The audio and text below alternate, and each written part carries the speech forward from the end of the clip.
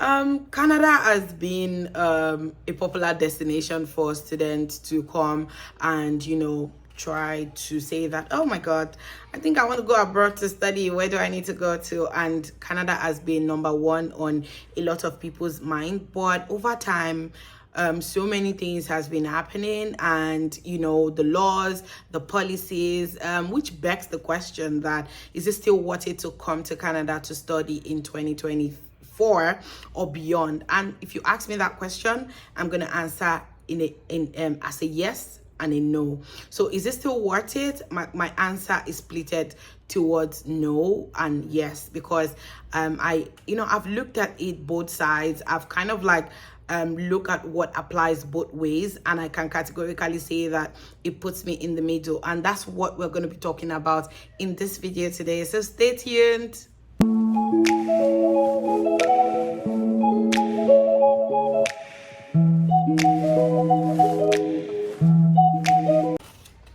Hi guys, welcome back to my YouTube channel. My name is Suleeha and I'm a Nigerian YouTuber residing in Ontario, Canada.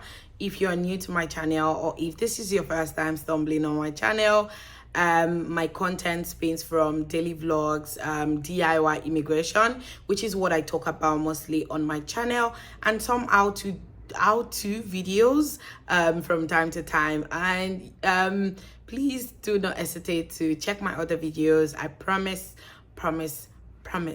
that it's gonna be worth your time. So yeah, like today's topic, the thing is studying in Canada, like, it's no longer what it used to be before. It is important for us to go back to what we talked about earlier, where I talked about the fact that the minister announced that there's going to be this, there's going to be that. I'm just going to bring you back quickly to that. I'm just going to run through the fact that from this January, I think this January 2024, the minister announced some policies as it relates to international students. We are talking about policies that includes the fact that there's going to be a 2-year cap on international students, or is it the fact that there's going to be like only 360,000 study permits will be issued in 2024. What does this mean? The implication of that is that it puts a lot of pressure on the schools that allocated numbers of students that are going to be coming into Canada, and it's going to become very highly competitive, more expensive, and of course the schools are running at loss, and the international students are feeling the heat. So that's one of the policies. So I just want to talk about the fact that the general overview of the policy, the pros and the cons, and why are all of these things happening, and is it still even worth it to come to Canada after all of this? And I'm going to start with the policy itself. Aside from the capping, and aside from the fact that only 360,000 students would be given study permit to come and study in Canada, the cost of living has gone up. I'm going to put like a table for you to see what it would mean if you want to come and study in Canada as a single person, as a family of 2, and also subsequently 3, 4, 5. The cost of living has gone up. You are now required to get a provincial attestation letter from your school. And from what I have heard in court, no school would give you, or most schools are not giving the PAL, that is the provincial attestation letter, until you have paid your first tuition fee. Before, a lot of people get an offer where they only pay 500 Canadian dollars as a deposit, or in most cases, you find people paying 1,500 or 2,000 Canadian dollars, and they come into Canada and then they try to get a job and pay for their other tuition. Right now, that's not going to work, because schools are asking upfront for the tuition before they can even issue you a provincial attestation letter. Where does that put you? It puts you to the fact that, you know that you need to source for funds and you need to pay for this money before you even come to Canada. So it's no longer business as usual.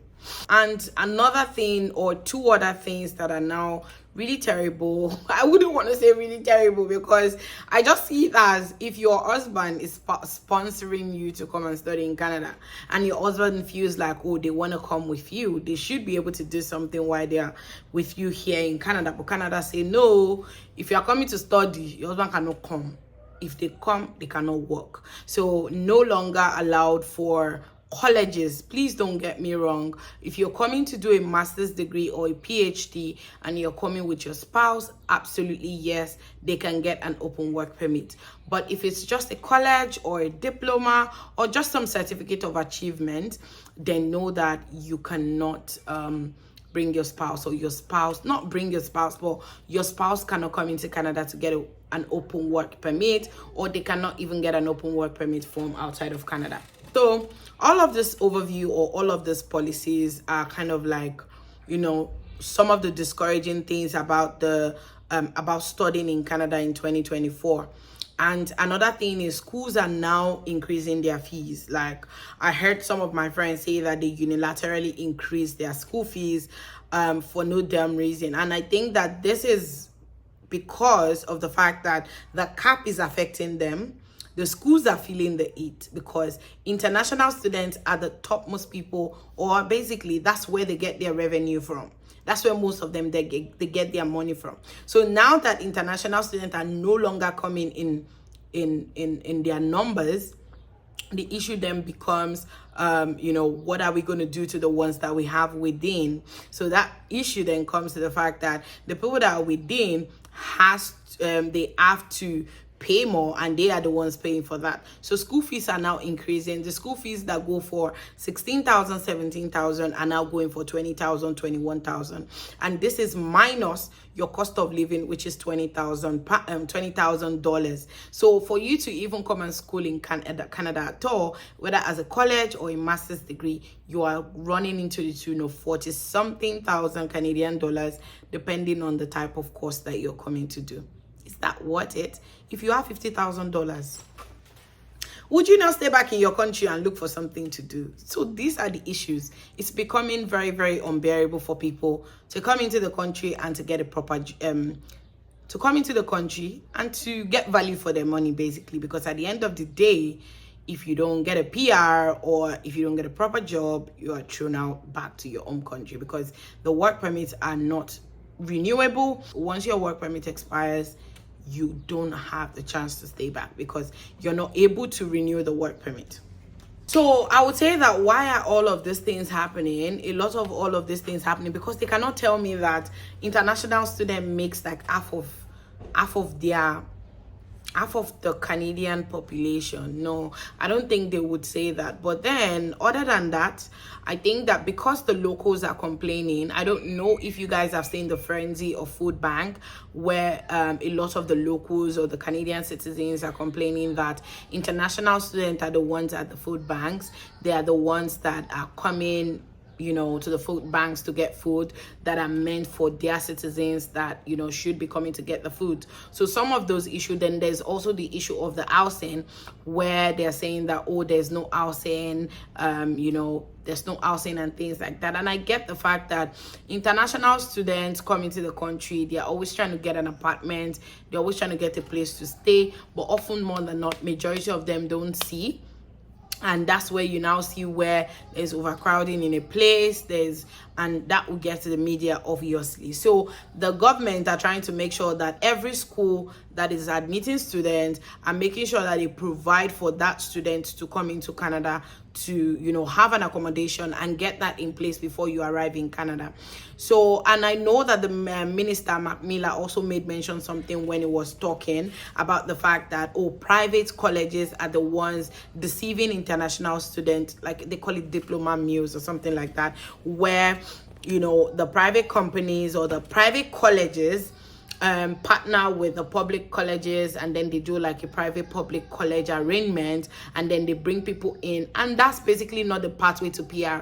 And at the end of the day, those people are not even able to get as easy as a work permit, and then that's where you have the issue of people protesting, people doing all sorts of things. But I feel like if you as a student are coming to Canada and you're not doing your due diligence, it's also on you. If you let an agent tell you what to do, it is also on you. So as long as I agree with the government on the fact that a lot of all these private colleges are trying to take advantage of international students, it also behoves on the international students to get their facts right. Do your due diligence so that you're not falling into any trap. So I think that those are kind of like the reasons why they're trying to like cut down immigration.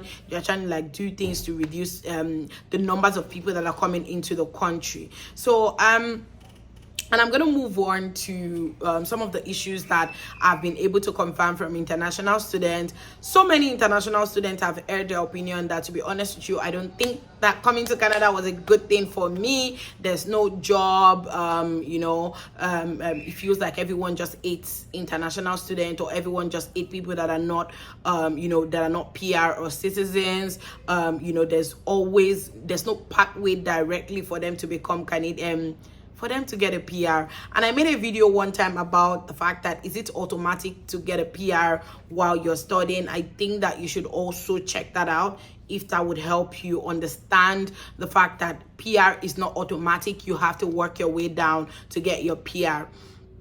So, and like I said, it now brings me to the concluding part where it says that, is it worth it to actually still come to Canada to study?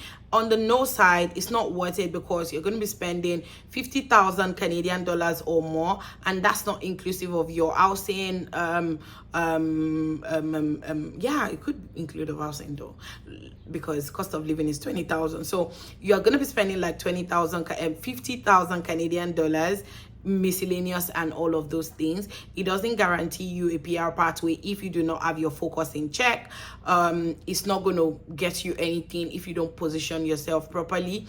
And at the end of the day, if you do a 1-year course that is not a master's degree, and you don't have the funds to do a second course, you get your work permit for 1 year. If you don't get your PR, you are bound to leave Canada. So there's so many no's for me. And the healthcare is not really accessible like that, except you're paying for that, of course. I think that the cons are now more than the pros, because with the pro, if you are in express entry pool, you can use your study permits to get more points. You can use studying in Canada to get more points. You can also use that opportunity to do a course that is in demand in Canada, where you might be lucky to get a job after you finish. I think that the cons are now more than the pros. And is it worth you putting all that energy into that? A lot of them are also complaining about the fact that it's so expensive to live in Canada. Like, the housing is expensive. Everything is literally expensive. There are no part-time jobs, because of course you are a student. Nobody wants to give a student a part-time job, so everyone ends up taking any job that they find. But on the yes part, for me, I think that it's a start to a new beginning. You are able to position, if you are somebody that has sense, you are able to position yourself very well. Forgive my language, but you're able to position yourself properly. This is like a start to something great for you. You could work your way up to becoming a PR and eventually becoming a citizen. And if you come from where I come from, where we all want greener pastures, what we want to do is we always want to succeed. So at the end of the day, what I would say is that if you know that you have a good living in Nigeria or wherever you're coming from, you don't have to stretch out to come and study in Canada. There are other pathways. So my final conclusion is the fact that explore other things. Are you qualified for PR? Are you qualified for this? Explore other things that can work for you aside studying, because I can bet you it is 10 times harder coming here to study if you do not have the funds for it. So it's not going to be like you are here, you are not able to meet up to your school fees, or you are now caught in between because you are not able to fulfill the other requirements. So I think that really just sums it up for me. I really just wanted to have like this conversation to see that is it still worth it to come to Canada 2024 to study? What I would say is just look at what works for you, and try and gauge everything that you have going on for you. Even if you have the money, if you see that it's not going to be sufficient for what you want to come and do in Canada, I don't think that you should take the fall for that. Also, I would say that desist on coming to Canada to study irrelevant courses. A lot of people come to Canada all in the name of, I really just want to come to Canada. I've had people ask me questions like, oh, I don't know what to do because this is the course I studied. I've been trying to get a job in this field. I am not able to. Before you make a decision to come and study in Canada, look at what is obtainable. There's a category-based express entry. Look at what is obtainable on that slate. Look at that, because that's where they're shifting the goalposts to right now. Also look at the fact that, can you pick up a language? French is a language. If you know that you are very determined or you're a determined person, there's nothing stopping you from learning how to speak French. Like I said, if you're a type of person that can study French, I personally, I cannot, because I'm an adult, I'm too old. But of course, there's a thing to take out from this for people that want to relocate to Canada. Not to say that if I put my mind into learning French, I cannot learn French. I certainly would if it is needed for something important for me. So if you want to pick up a skill, French is one skill to pick up. So please come and do relevant courses. There are relevant courses that you can check out and see where you can put yourself. So I think that sums up today's video. And think about it. If you're trying to make a decision now to come and study in Canada, get a pen and a paper. Look at the pros, look at the cons, look at what you can stand in the pros and what you cannot stand in the cons, and make your decision. But on a final note, what I would say is that if you meet up to other things like PR, PMP, I would say that you go for that. Let study be your final decision. So I hope that helps. Thank you so much for watching today, and I'll see you guys back in my next video. Bye.